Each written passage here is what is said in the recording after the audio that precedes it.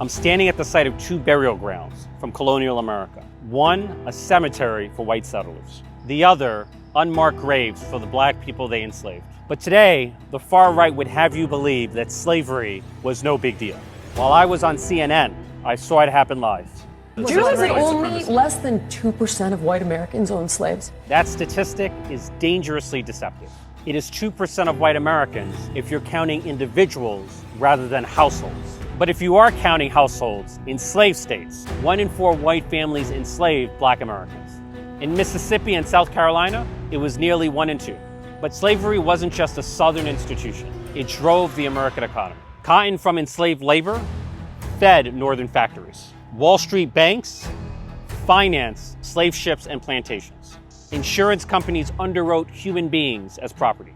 And the federal government collected taxes on all of it. But American slavery was not only unique in scale, it was unique in its cruelty. Born black, you're property forever, and so are your children and their children. Bought, sold, raped, and branded like cattle. An iron muzzle to silence you, a spiked collar to bleed you. Try to escape, you can be created, whipped to death, or hanged from a tree.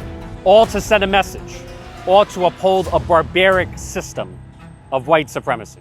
To this day, families live with the generational trauma and the generational wealth that slavery created.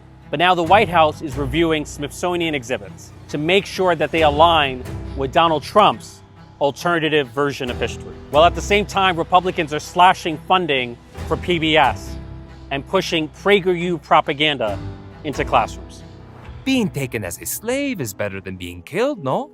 Before you judge, you must ask yourself, what did the culture and society of the time treat as no big deal? But if we try to erase the savagery of slavery, we lose the heroic story of Americans resisting it and overcoming it.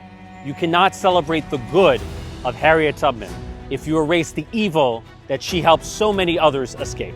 Republicans cannot hold themselves up as the party of Lincoln, but then downplay the horrors against which he fought.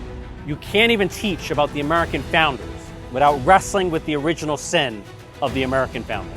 Gouverneur Morris, the penman of the Constitution, who gave us the words, "We the people of the United States," is buried right here in the Bronx. But how can we honor his abolitionist legacy without recognizing in our own time what he knew back then, that slavery was a nefarious institution and a curse of heaven? Port Morris, Morris Park, Morrisania, these Bronx neighborhoods proudly bear the name of an abolitionist committed to a more perfect union. The American experiment is perfected not by forgetting our past, but by facing it.